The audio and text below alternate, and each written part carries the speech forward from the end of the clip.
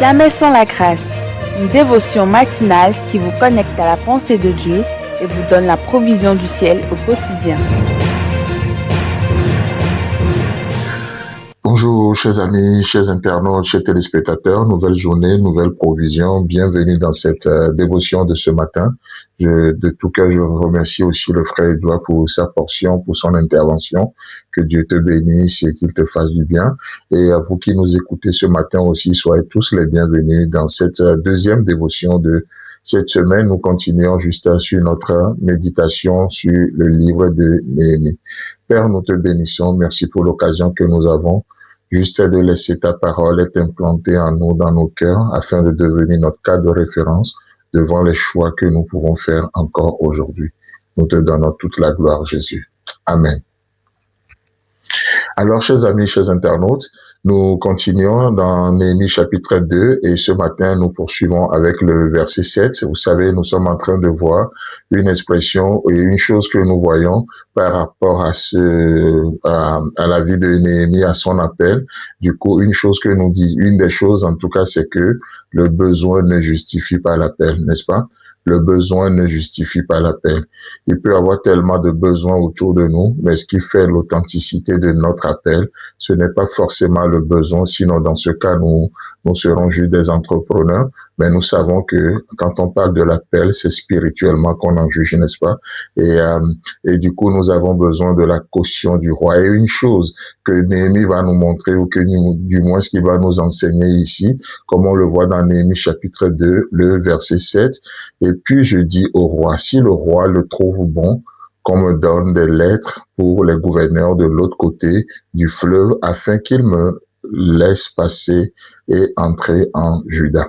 Amen. J'aimerais encore une fois attirer notre attention sur cette expression, si le roi le trouve bon. Qu'est-ce que ça veut dire?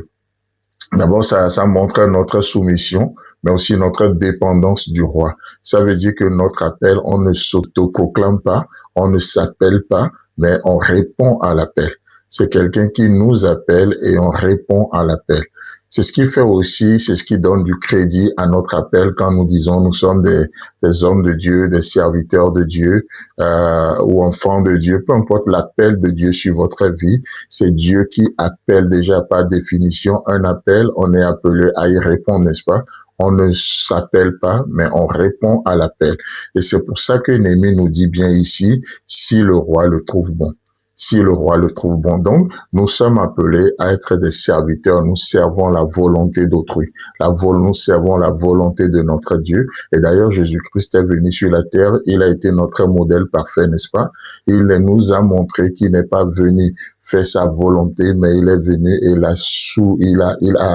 a soumis à sa volonté à celle du Père, n'est-ce pas? Et la même chose, le Saint-Esprit, Jésus nous dira qu'il ne parlera point de lui-même, mais le Saint-Esprit, tout comme le Fils était soumis au Père, l'Esprit Saint était soumis aussi au Fils, n'est-ce pas? Donc, le Saint-Esprit, Jésus nous dit qu'il prendra ce qui est de lui, Jésus, et il va nous l'enseigner, il va nous le transmettre. Donc, c'est important même de voir cette hiérarchie, cet ordre-là qui est au sein de la Trinité. D'ailleurs, c'est pour ça que la Bible nous dit que notre Dieu est un Dieu d'ordre. Il y a cette hiérarchie-là. Voyez-vous? Donc, quand le Père s'est écrié, qui enverrai, qui ira pour nous? Jésus-Christ a répondu à l'appel du Père en disant, me voici, envoie-moi. Et aujourd'hui, dans cette journée, nous sommes aussi appelés à répondre à l'appel de Dieu, à répondre si le roi le trouve bon. On ne s'appelle pas, on répond à l'appel, on répond à l'appel. Et du coup, nous avons l'onction du roi sur nos vies, nous avons la garantie du roi sur nos vies, nous avons le roi cautionne ce que nous faisons. Si le roi le trouve bon, qu'on me donne des lettres pour les gouverneurs. Donc, c'est la marque de Dieu sur nos vies, c'est la marque de Dieu, c'est l'appel de Dieu. C'est parce que c'est lui qui nous a appelés, c'est ce qui donne notre garantie, notre crédit devant les gens. Voyez-vous? Et donc, si c'est lui qui appelle, qu'est-ce qui se passe? Nous sommes appelés à nous attendre aussi à lui pour la mission, n'est-ce pas?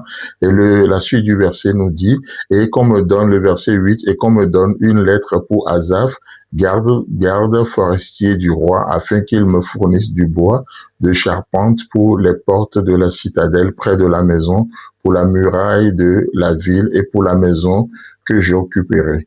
Le roi me donna ces lettres, car la bonne main de l'Éternel était sur moi.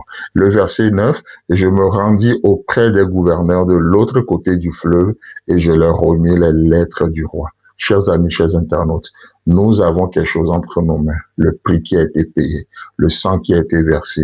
C'est avec ça que nous pouvons nous justifier et c'est ce qui nous justifiera dans cette journée aujourd'hui. Que Dieu vous bénisse.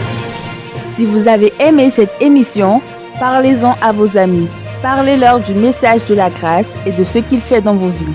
Pour un sujet de prière, une question ou pour devenir partenaire, contactez-nous au 00229 94 75 80 20. Que Dieu vous bénisse et à la prochaine. En attendant, pensez avec Dieu.